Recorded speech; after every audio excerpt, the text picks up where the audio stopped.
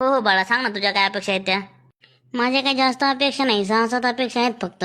अपेक्षा क्रमांक 1, लग्न झाल्यावर मी साडी घालणार नाही, म्हणजे मला जे पाहिजे ते मी कपडे घालील. नाही नाही, खरं आहे, आजकाल कोणी साड्या पण घालत नाही, काय नाही, जसं आहे तसं राहा, काय प्रॉब्लेम नाही. अपेक्षा क्रमांक 2, मला सकाळी उठायची सवय नाही, मी दुपारी 1-2 वाजता उठेन, उठल्या उठल्या माझ्या हातात चहा आणि नाश्ता मला रेडी पाहिजे. अपेक्षा क्रमांक 3, म्या मागं कटकट किरकिरी लावायची नाही, दर महिन्याला म्या मोबाईलमध्ये रिचार्ज करायचं, नेट पॅक संपलं तर 2 GB नेट मारायचं मुकाट्यानं, भणभण करायची नाही.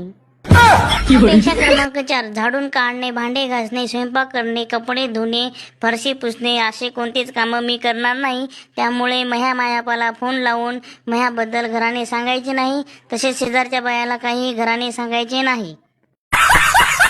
अपेक्षा क्रमांक 5, मला प्रत्येक महिन्याला 10,000 रुपये खर्च पार्लरसाठी आणि माझ्या शनशोकीसाठी मला पुरवले पाहिजे. अपेक्षा क्रमांक 6, माझ्या प्रत्येक बड्डेला मला दुसऱ्या देशात घेऊन जायचं, जसं अमेरिका, कॅनडा, जर्मनी, किंगकॉंग, आणि मला महिन्यातून कमीत कमी 10-12 वेळेस बाहेर खाऊ घालायचं. आता अपेक्षा क्रमांक 7, सगळ्यात लास्ट आणि सगळ्यात महत्त्वाची, माझं लग्न झाल्यावर माझ्या नवऱ्याच्या घरचे म्हणजेच त्याचे आई बाप, भाऊ बहीण हे कोणीही माझ्या घरात राहणार नाही किंवा मला कुठल्याही प्रकारचा त्याचा त्रास होणार नाही याची सगळी काळजी घ्यायची, आणि नवऱ्यानं आयुष्यभर बायकोचा बैल म्हणून मी जे सांगेल त्या गोष्टी त्यांनी केल्या पाहिजे.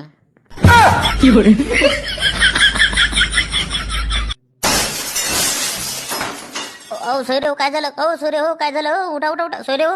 आई बाबा उठा की, पोरीची अपेक्षा ऐकून काळजी करायले का तुम्हाला? उठा ये बाप्पा, प्लीज चला घरी. ए अरे टकलू, हे लाव ना फोन, नुसता तोंड काय पाहायला, लाव, ॲम्ब्युलन्सला कॉल कर.